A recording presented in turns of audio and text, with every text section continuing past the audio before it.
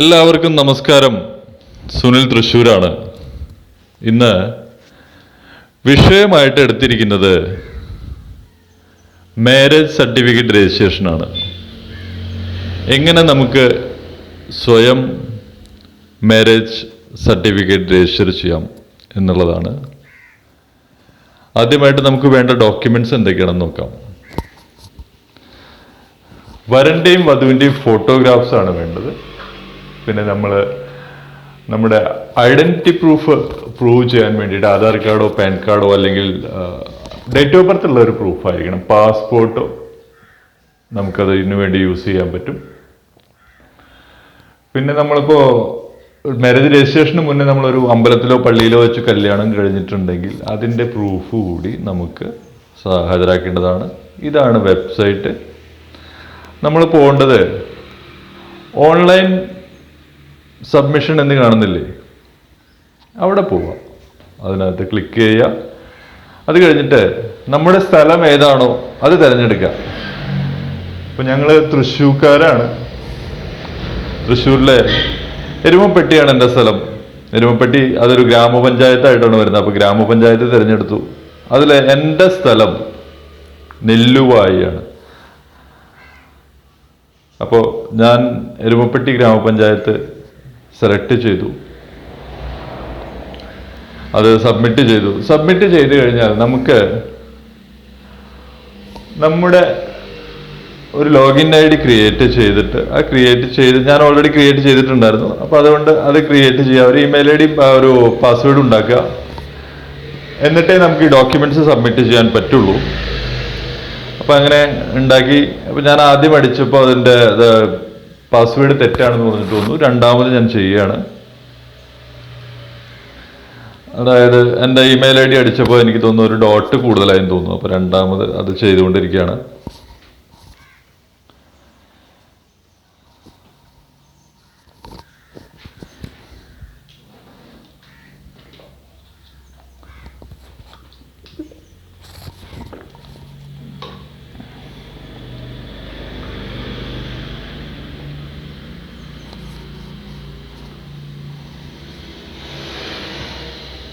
അപ്പോൾ ഇങ്ങനെയാണ് നമുക്ക് അപ്ലിക്കേഷനിലേക്ക് പ്രവേശിക്കുക. നമ്മൾ ഓൺലൈൻ സബ്മിഷനിൽ പോവുക. സബ്മിഷനിൽ പോയിട്ട് നമ്മൾ ഇമെയിൽ ഐ ഡി ഇത് ക്രിയേറ്റ് ചെയ്യുക. അപ്പോൾ നമുക്ക് ടോക്കൺ നമ്പർ കിട്ടും. ആ ടോക്കൺ നമ്പർ ആണ് നമ്മുടെ അപ്ലിക്കേഷൻ നമ്പർ. ആപ്ലിക്കേഷനിൽ പോവുക. പോയിട്ട് നമ്മൾ ഡീറ്റെയിൽസ് എന്തൊക്കെയാണ് ഉണ്ടെന്ന് നോക്കാം. 2 കോളങ്ങളാണ് വരിക. ഒന്ന് ഹസ്ബൻഡിന്റെ കോളും ഒന്ന് വൈഫിന്റെ കോളും. ഹസ്ബൻഡിന്റെ കോളത്തിൽ ഹസ്ബൻഡിന്റെ പേര്, marriage date, local area, place of marriage എന്നിങ്ങനെയുള്ള കാര്യങ്ങളാണ് ചെയ്യേണ്ടത്. നമ്മുടെ വില്ലേജ് വരും. മാരേജ് പ്ലേസ് ആദ്യം സെലക്ട് ചെയ്യണം.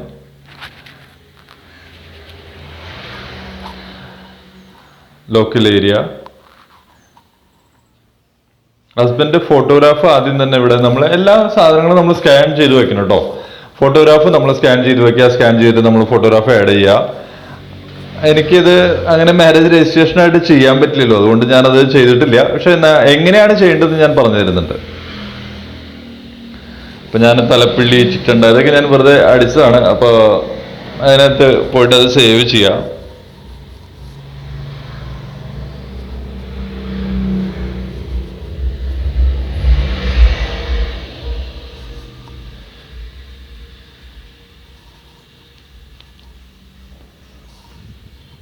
ഞാൻ ഏതെങ്കിലും ഒരു സ്ഥലം തിരഞ്ഞെടുത്തിട്ട് അത് കാണിക്കാം.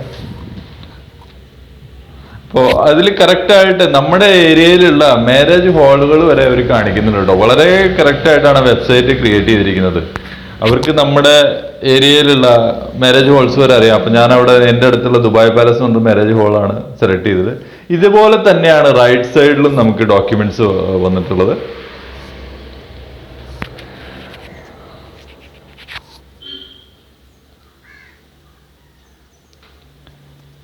റൈറ്റ് സൈഡിൽ ഇതുപോലെ തന്നെ വൈഫിന്റെ ഡോക്യുമെന്റ്സ് കൂടി നമ്മൾ ആഡ് ചെയ്യാം.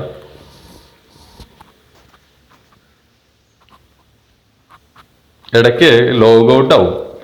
നമ്മൾ ഇതിപ്പോ കാണിക്കാൻ വേണ്ടി വീഡിയോ ചെയ്യുന്നതാണെങ്കിലും ലോഗൗട്ട് ആയി കഴിഞ്ഞാൽ നമ്മൾ പുറത്ത് ഇതാവും. പിന്നെ നമ്മൾ ആ സേവ് ചെയ്ത സാധനങ്ങൾ അവിടെ ഉണ്ടായിരിക്കും. അപ്പൊ അത് ശ്രദ്ധിക്കുക, വളരെ പെട്ടെന്ന് തന്നെ ഇത് ചെയ്യേണ്ടതുണ്ട്.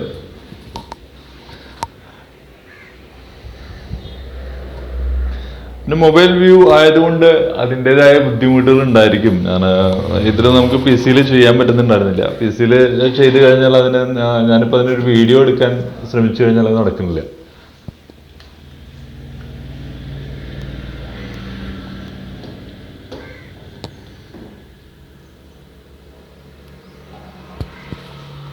നമ്മൾ വീണ്ടും അതുപോലെ ലോഗിൻ ചെയ്തു, സ്ഥലങ്ങളൊക്കെ തിരഞ്ഞെടുത്തു, നമ്മുടെ ലോക്കൽ പ്ലേസ് തിരഞ്ഞെടുത്തു. എന്നിട്ട് നമ്മൾ ലോഗിൻ ചെയ്യുകയാണ്. എന്നിട്ട് വൈഫിൻ്റെ ഡീറ്റെയിൽസ് ആണ് നമ്മൾ ആഡ് ചെയ്യുന്നത്. ഇപ്പോൾ വൈഫിൻ്റെ പേര്, മുഴുവനും പേര്,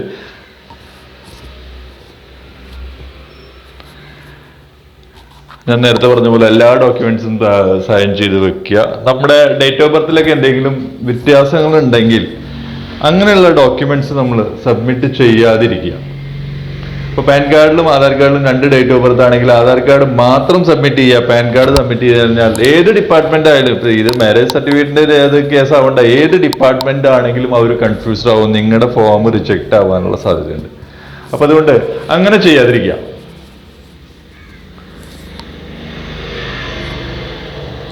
അതുപോലെ നമ്മൾ ഏത് ഫോമും ചെയ്യുമ്പോൾ അക്ഷരത്തെറ്റുകൾ വരാതിരിക്കാൻ നോക്കുക. നമ്മളൊരു 4 വട്ടെങ്കിലും വായിച്ച് നമുക്ക് ബോധ്യപ്പെട്ട കാര്യങ്ങൾ ചെയ്യുക. അല്ലാത്ത പക്ഷം നമുക്ക് അതുകൊണ്ട് നമ്മൾ മറ്റ് ഡിപ്പാർട്ട്മെന്റിനെ കുറ്റം പറഞ്ഞിട്ടോ മറ്റുള്ള ഗവൺമെന്റ് ഓഫീസേഴ്സിനെ കുറ്റം പറഞ്ഞിട്ടോ അവര് അപ്രൂവ് ചെയ്യുമ്പോൾ ശ്രദ്ധിച്ചില്ല എന്ന് പറഞ്ഞിട്ടോ കാര്യമില്ല. നമ്മുടെ തെറ്റാണ്, നമ്മളാണ് ശ്രദ്ധിക്കേണ്ടത്, നമ്മുടെയാണ് ഡോക്യുമെന്റ്. അപ്പോൾ എല്ലാവരും ഇത്തരം കാര്യങ്ങൾ ശ്രദ്ധിക്കണം എന്നാണ് എനിക്ക് റിക്വസ്റ്റ് ചെയ്യാനുള്ളത്.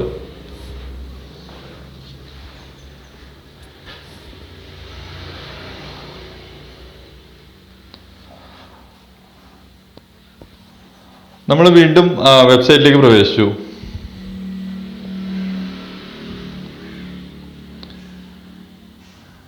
ഡീറ്റെയിൽസ് എല്ലാം ഇടുക. ഡേറ്റ് ഓഫ് മാരേജ് ഇടുക, പ്ലേസ് ഓഫ് മാരേജ് ഇടുക, വില്ലേജ് ഇടുക, താലൂക്ക് ഇടണം, ഡിസ്ട്രിക്ട് ഇടണം. ഫോട്ടോഗ്രാഫ്സ് നമ്മൾ ആദ്യം തന്നെ മുകളിൽ ആഡ് ചെയ്യേണ്ടതുണ്ട്.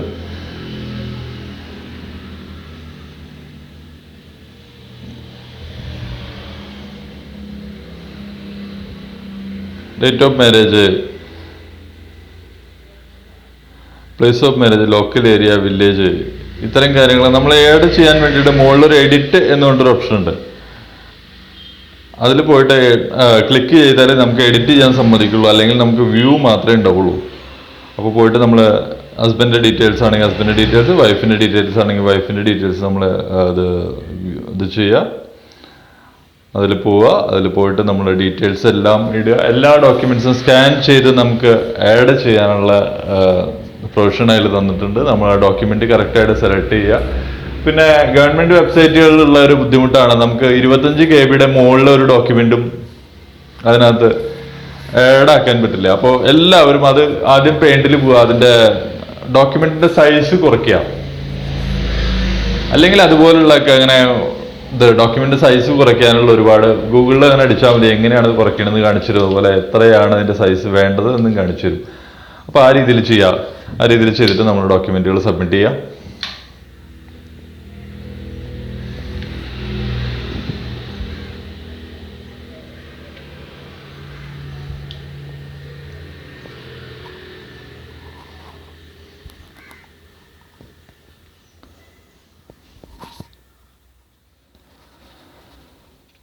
എല്ലാ ഡീറ്റെയിൽസും വേണം. നമ്മുടെ നെയിം, അഡ്രസ്സ്, ഇതൊക്കെയാണ് കോമൺ. അതേ ഉള്ളൂ. പെർമനന്റ് അഡ്രസ്സും ലോക്കൽ അഡ്രസ്സും നമുക്കിപ്പോൾ വൈഫ് എന്ന് പറഞ്ഞാൽ സ്ത്രീകളുടെ കേസാണെങ്കിൽ പലപ്പോഴും നമ്മൾ പെർമനന്റ് അഡ്രസ്സായിട്ട് നമ്മുടെ സ്വന്തം വീടിന്റെ അഡ്രസ്സും ലോക്കൽ അഡ്രസ്സായിട്ട് നമ്മൾ ഹസ്ബൻഡിന്റെ വീടിന്റെ അഡ്രസ്സും വെക്കാറുണ്ട്. അപ്പോൾ ഈ രണ്ടിനും ഓപ്ഷൻസ് ഉണ്ട് അതിനകത്ത്.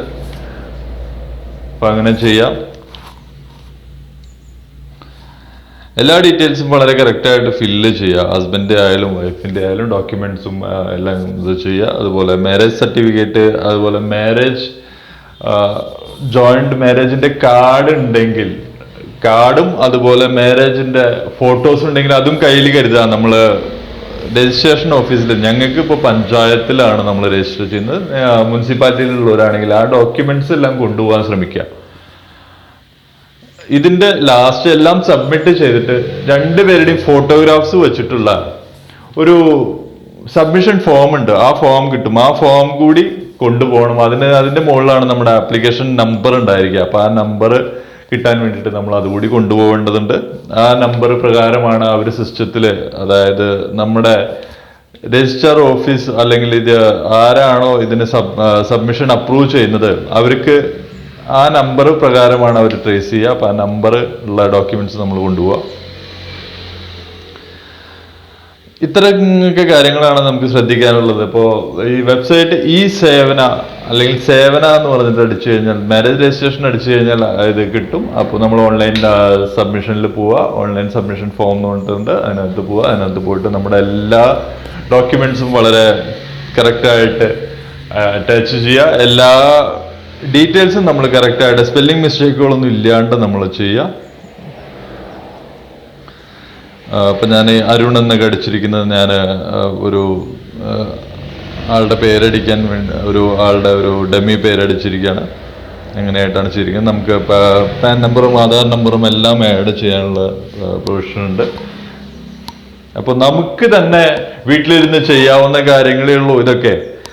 നമ്മൾ ഒരുപാട് അക്ഷയയുടെ പിന്നാലെയോ അല്ലെങ്കിൽ മറ്റുള്ള ഏജൻസികളുടെ പിന്നാലെയോ പോകേണ്ട ആവശ്യമില്ല.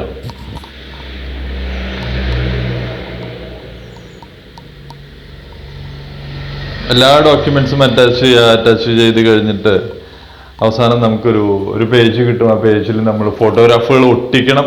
എന്നിട്ട് ആ പേജിന്റെ കൂടെ നമ്മൾ സബ്മിറ്റ് ചെയ്ത എല്ലാ ഡോക്യുമെന്റ്സും അറ്റാച്ച് ചെയ്യാം. ഇപ്പൊ ഞാൻ എൻ്റെ ഡേറ്റ് ഓഫ് ബർത്ത് പ്രൂഫായിട്ട് ഞാൻ ആധാർ കാർഡാണ് അറ്റാച്ച് കോഡ് അവിടെ സ്കാൻ ചെയ്ത് വെച്ചിരിക്കുന്നതിൽ ആധാർ കാർഡ് അറ്റാച്ച് ചെയ്യുക.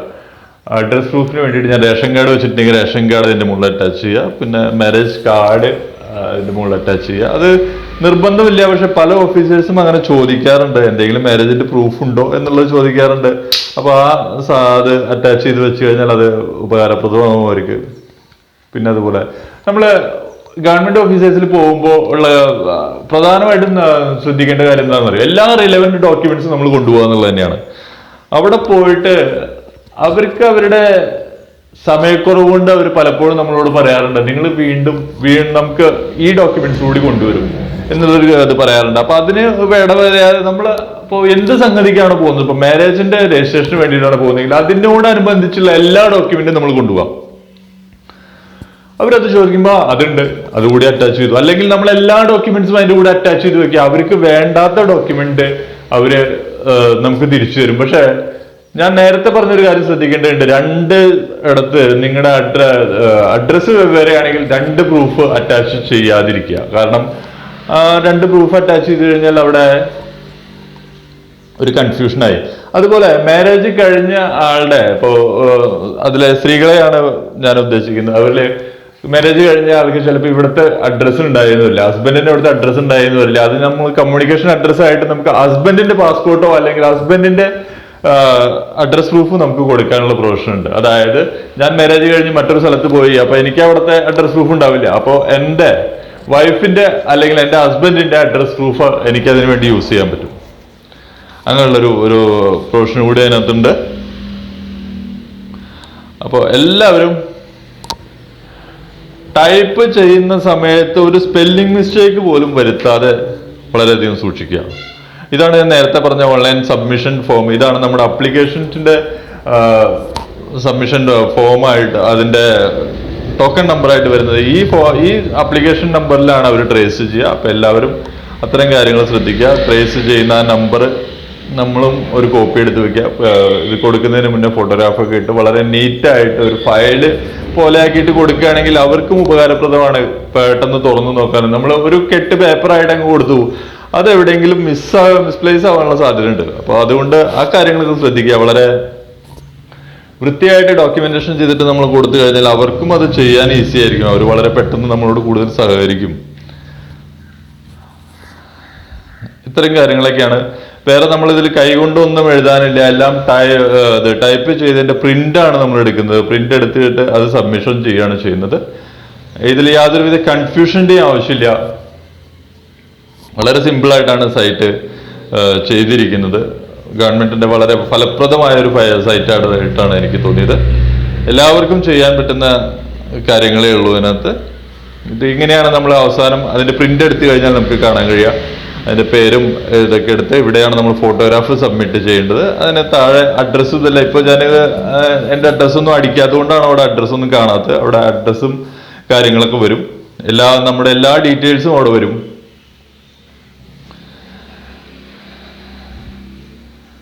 ഇതിൽ ഹസ്ബൻഡിന്റെയും വൈഫിന്റെയും കൂടിയിട്ട് കൂടി ഒരുമിച്ച് ഒറ്റ പേജിലാണ് വരുന്നത്. എല്ലാ ഡീറ്റെയിൽസും അതിലുണ്ടായിരിക്കും. നമ്മൾ എന്തൊക്കെയാണ് ടൈപ്പ് ചെയ്ത് കൊടുത്തത് അതെല്ലാം അതിലുണ്ടായിരിക്കും. സബ്മിറ്റ് ചെയ്യുന്നതിന് മുന്നേ 3 വട്ടം വായിച്ചു നോക്കുക. വായിച്ചു നോക്കിയിട്ട് സബ്മിറ്റ് ചെയ്യുക. അല്ലാത്ത പക്ഷം നമ്മൾ പിന്നീട് ബുദ്ധിമുട്ടിലാവും. കാരണം അവരവിടെ നിന്ന് റിജക്ട് ചെയ്യും. നിങ്ങളുടെ അഡ്രസ് പ്രൂഫ് ശരിയല്ല, നിങ്ങളുടെ ഡേറ്റ് ഓഫ് ബർത്ത് മാച്ച് ആവുന്നില്ല എന്ന് പറഞ്ഞിട്ട് വീണ്ടും റിജക്ട് ചെയ്ത് കഴിഞ്ഞാൽ നമ്മൾ വീണ്ടും അതിന്റെ മുകളിൽ പണിയെടുക്കേണ്ടി വരും. അപ്പൊ അതുകൊണ്ട് അക്കാര്യങ്ങളൊക്കെ ശ്രദ്ധിക്കുക. വളരെ വ്യക്തമായിട്ട് നമുക്ക് ചെയ്യാൻ കഴിയാവുന്ന കാര്യങ്ങളേ ഉള്ളൂ. നമ്മൾ എല്ലാ കാര്യങ്ങളും വളരെ വ്യക്തമായി വായിച്ച് എല്ലാത്തിനും പ്രിപ്പയർ ചെയ്ത് നമ്മൾ ഇത് ചെയ്യുക, സബ്മിഷൻ ചെയ്യുക. നമ്മൾ സബ്മിറ്റ് ചെയ്ത് കഴിഞ്ഞാൽ നമുക്ക് മാരേജ് സർട്ടിഫിക്കറ്റ് ഇപ്പോൾ കാണിക്കാൻ പോകുന്നത് ഇതുപോലെയാണ് നമുക്ക് മാരേജ് സർട്ടിഫിക്കറ്റ് കിട്ടുക. കേരള ഗവൺമെന്റ് മാരേജ് സർട്ടിഫിക്കറ്റ് കിട്ടുക. അപ്പോൾ എല്ലാവരും ഇത്തരം കാര്യങ്ങളൊക്കെ സ്വയം ചെയ്യാൻ ശ്രമിക്കുക. നമുക്കും ഒരു നോളജാണ്. പുതിയ കാര്യങ്ങൾ നമ്മൾ ചെയ്യുമ്പോൾ നമുക്കും കുറേ കാര്യങ്ങൾ പഠിക്കാൻ പറ്റും. കുറേ കാര്യങ്ങൾ നമുക്ക് സ്വയം ചെയ്യാൻ കഴിയാവുന്ന രീതിയിലുള്ള കാര്യങ്ങളേ ഉള്ളൂ. എല്ലാവർക്കും സഹായകരമാവുന്ന രീതിയിലാണ് ഞാൻ ഇത്തരം വീഡിയോകൾ ചെയ്യുന്നത്. ഈ സൊല്യൂഷന്റെ പേരിൽ ഈ സൊല്യൂഷൻ കൊണ്ട് ഉദ്ദേശിച്ചത് തന്നെയാണ് നമ്മളെല്ലാവർക്കും ഇന്റർനെറ്റ് സൊല്യൂഷൻ